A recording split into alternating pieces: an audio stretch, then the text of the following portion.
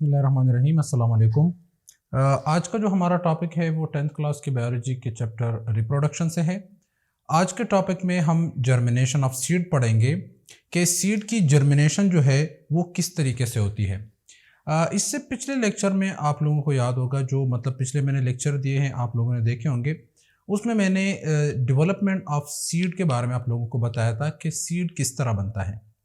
मतलब जायगोट जो होता है वो क्या बनाता है, सीड बनाता है, ठीक है। और उसके पास जो ट्रिप्लाइड एंडोस्पर्म होता है वो कॉटिलेडन्स, मतलब जो उसमें स्टोर फूड होता है वो बनाता है, ठीक है। तो एक कंप्लीट स्ट्रक्चर बन जाता है हमारे पास सीड का। तो ये जो सीड बनता है इसकी फर्दर फिर जर्मिनेशन किस तरह होती है, मतलब ये सीड जो है इसको हम ज़मीन के अंदर डालते हैं। ज़मीन के अंदर डालने के बाद इसको प्रॉपर कंडीशंस मिलते हैं और उसकी ग्रोथ होनी शुरू हो जाती है। तो इस अमल को हम क्या कहते हैं, जर्मिनेशन कहते हैं, ठीक है। तो आज हम इस लेक्चर में जर्मिनेशन के बारे में पढ़ेंगे और टाइप्स ऑफ जर्मिनेशन के बारे में पढ़ेंगे कि जर्मिनेशन किन तरीकों से होती है, ठीक है। तो आते हैं अपने टॉपिक की तरफ। जर्मिनेशन ऑफ सीड, आप लोग जर्मिनेशन की तारीफ पहले याद कर ले कि जर्मिनेशन वैसे है क्या चीज़। The development of seed embryo, जो सीड का एम्ब्रियो पार्ट होता है, जो एम्ब्रियो होता है वो सीडलिंग में कन्वर्ट होता है, एक छोटे से प्लांट में कन्वर्ट होता है। इस प्रोसेस को क्या कहते हैं, जर्मिनेशन कहते हैं, ठीक है। सीड की तरफ आते हैं। सीड क्या चीज़ है, ये देखिए, ये एक कंप्लीट स्ट्रक्चर है सीड का, ठीक है। सीड के अंदर ये छोटा सा प्लांट पड़ा हुआ है, छोटा सा, इसको हम एम्ब्रियो कहते हैं, जिससे फर्दर फिर इसमें ग्रोथ होगी और इससे क्या बनेगा, प्लांट बनेगा। तो ये जो एम्ब्रियो पार्ट है इससे जब छोटा सा एक और पौधा बन जाता है जिसको हम सीडलिंग कहते हैं, इस प्रोसेस को हम क्या कहते हैं, जर्मिनेशन कहते हैं। इसको हम क्या कहते हैं, जर्मिनेशन कहते हैं। अच्छा, ये सीड है, ये सीड का कार्टिलेडन है। कार्टिलेडन के अंदर एक स्ट्रक्चर पड़ा हुआ है जिसको हम एम्ब्रियो कहते हैं, जो सीड का क्या है, एम्ब्रियो है, ठीक है। तो ये जो एम्ब्रियो है इसके मैंने आप लोगों को पार्ट्स बताए थे कि जिस पार्ट पे जिस जिस जिस हिस्से पे ये अटैच होता है कार्टिलेडन्स के साथ, तो कार्टिलेडन से ऊपर वाला जिस हिस्से में वो, मतलब ये इसका पॉइंट ऑफ अटैचमेंट है कार्टिलेडन के साथ, ये इसका क्या है, पॉइंट ऑफ अटैचमेंट है। तो इस पॉइंट ऑफ अटैचमेंट से ऊपर वाले हिस्से को हम एपिकोटाइल कहते हैं और इससे नीचे वाले हिस्से को हम क्या कहते हैं, हाइपोकोटाइल कहते हैं। ये आप लोग जहन में रखें, एपिकोटाइल और हाइपोकोटाइल आप लोग जहन में याद रखें, क्योंकि अब हम इसके टाइप्स जो पढ़ेंगे कि इसके जब जितने टाइप्स होते हैं, जब ये ग्रोथ करता है, मतलब एक जर्मिनेशन करता है, तो जर्मिनेशन के जो टाइप्स है वो इन दो चीज़ों के ऊपर डिपेंड करता है। तो आप लोगों ने ये चीज़ लाजमी याद रखनी है। ये पॉइंट ऑफ अटैचमेंट है कार्टिलेडन के साथ इस सीडलिंग का, इस एम्ब्रियो का। तो इस पॉइंट ऑफ अटैचमेंट से ऊपर वाला हिस्सा एपिकोटाइल और इससे नीचे वाला हिस्सा हमारे पास क्या है, हाइपोकोटाइल है, ठीक है। और ये जो सबसे नीचे वाला हिस्सा है इसको हम रेडिकल कहते हैं, ठीक है। मतलब एम्ब्रियो के नीचे वाले हिस्से को रेडिकल कहते हैं और एम्ब्रियो के ऊपर वाले हिस्से को, या टॉप वाले हिस्से को हम क्या कहते हैं, प्लूम्यूल कहते हैं। प्लूम्यूल बनाता है शूट्स को और रेडिकल बनाता है रूट्स को, ठीक है। अब आपके जहन में एक स्ट्रक्चर आ गया सीड का। अब ये सीड जर्मिनेट किस तरह करता है, तो सबसे पहले सीड की जर्मिनेशन के लिए प्रॉपर कंडीशन का होना जरूरी है, सूटेबल कंडीशंस का होना जरूरी है।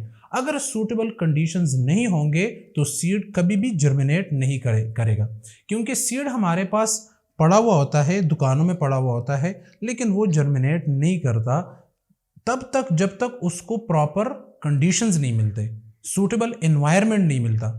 तो वो सूटेबल एनवायरनमेंट बेसिकली है क्या चीज़, सूटेबल एनवायरनमेंट में आप लोगों ने याद रखना है कि वाटर है, सॉइल है, टेम्परेचर है, लाइट है, ठीक है। मतलब सीड का ज़मीन के अंदर जाना ज़रूरी है, फिर उसको पानी मिलना ज़रूरी है, उसके ऊपर फिर लाइट पड़नी, उसके मतलब गैसियस एक्सचेंज का होना, और उसमें प्रॉपर टेम्परेचर भी ज़रूरी है। अगर टेम्परेचर बहुत ज़्यादा हाई हो या ज़्यादा कम हो तो तब भी जर्मिनेट नहीं करता। तो ये कंडीशंस होने लाजमी है। जब ये कंडीशंस मिल जाएंगे इस सीड को, तो ये सीड फिर क्या करेगा, ये फिर फर्दर जर्मिनेट करेगा। अब देखते हैं कि जर्मिनेशन के लिए सबसे अहम जो चीज़ है वो क्या है, वो वाटर है सबसे पहले। अच्छा, क्या होता है कि जो हमारे पास वाटर होता है H2, ठीक है, सबसे पहले क्या होता है कि हम पहले जो हमारे पास अब प्रोसेस पढ़ेंगे ना, तो सबसे पहले हमारे पास क्या आता है, मतलब जिस तरह ये जर्मिनेट करेगा इसका एक प्रोसेस है, एक प्रोसेस के थ्रू ये जर्मिनेट करता है। तो उस प्रोसेस में सबसे पहले seed is soak up in water, तो इस सीड को क्या करते हैं, पानी में रखा जाता है।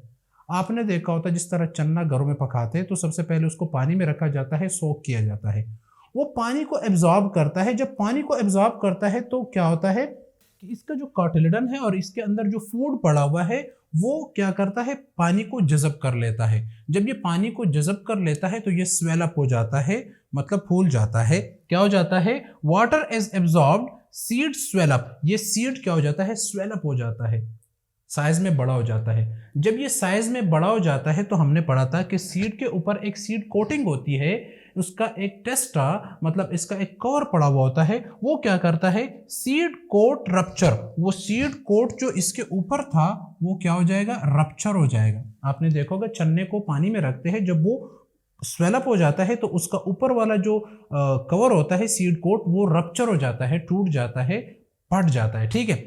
तो ये क्या हो गया, पानी इसके अंदर जाएगा, वो फूड के साथ मिलेगा, जो इसके अंदर जो फूड है, जो न्यूट्रिएंट्स है उसके साथ मिलेगा और सीड कोट को भी रप्चर कर लेगा। फूड हाइड्रोलाइजेस इनसाइड द कार्टिलेडन, तो ये जो फूड है इसका क्या हो जाएगा, हाइड्रोलाइज हो जाएगा।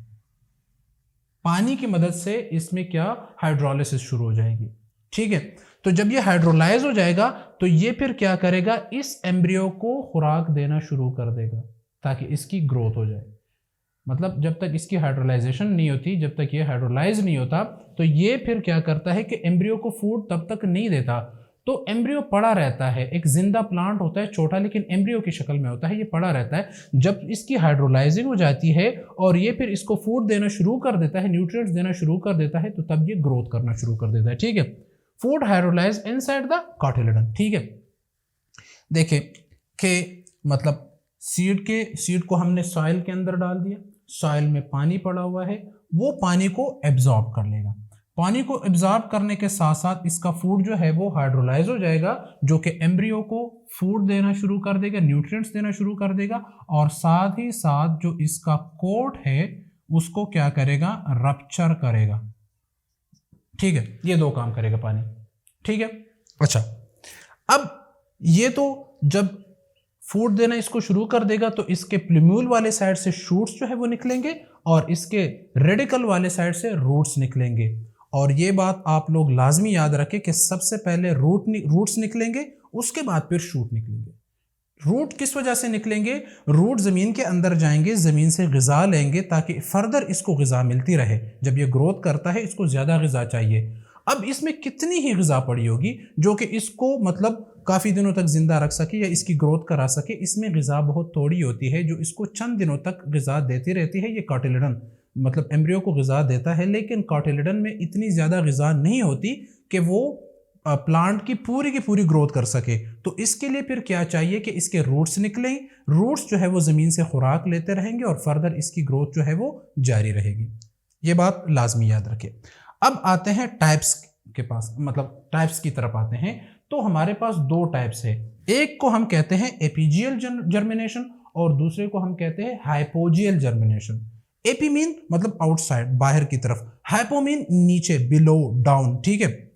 अब ये तो वैसे इसका जो है वो मीनिंग है एपी और हाइपो का। तो ये जर्मिनेशन होती किस तरह है, अब इसको डिटेल में पढ़ते हैं, ठीक है। बहुत ही ज़्यादा सिंपल है। अच्छा, एपीजियल जर्मिनेशन में क्या होता है, मैंने डायग्राम ड्रा किया हुआ है ऑलरेडी, तो मैं आप लोगों को साथ साथ बता देता हूँ कि सीड जो है वो क्या होता है, ज़मीन के अंदर, ये ब्लैक लाइन जो आपको नज़र आ रही है ये ज़मीन है, ठीक है, मतलब ज़मीन के अंदर आ गया सीड, ठीक है। अब सीड क्या कर देता है, सीड जो है वो पानी जज़ब कर लेता है, H2O वाटर को जज़ब कर लेता है, ठीक है, और इसका न्यूट्रिएंट्स हाइड्रोलाइज हो जाता है और सीड कोट जो है वो फट जाता है, ठीक है। Hypocotyl elongate and form hook. अब आप लोगों ने ये बात लाजमी याद रखनी है कि जो एपीजियल जर्मिनेशन है उसमें जो हाइपोकोटाइल नीचे वाला हिस्सा नहीं है, ये पहले इलांगेट कर देता है। कुछ लोगों को कंफ्यूजन होती है, वो कहते हैं कि एपिजियल जर्मिनेशन में ऊपर वाला हिस्सा जो है वो इलांगेट कर जाता है और हाइपोजियल में नीचे वाला हिस्सा, लेकिन ये गलत है। आप लोगों ने ये बात लाजमी जहन में याद रखनी है कि एपिजियल जर्मिनेशन जो होती है उसमें हाइपोकोटाइल जो ये नीचे वाला हिस्सा है ये इलांगेट कर जाएगा। ये क्या हो जाएगा, ये नीचे की तरफ ये इलांगेट कर लेगा एंड फॉर्म अ हुक। ये देखे, ये इसका जो एपिजियल है, ये जो एपिजियल जर्मिनेशन है, इसमें जो हमारे पास ये हाइपोकोटाइल है, ये हाइपोकोटाइल क्या करेगा, इलांगेट। ही मैंने ऊपर लिखा हुआ है, ये देखें, तो हाइपोकोटाइल इलांगेट हो गया और हुक जैसी स्ट्रक्चर बना दी इसने। क्या हो गया, हुक जैसी स्ट्रक्चर बना दी इसने।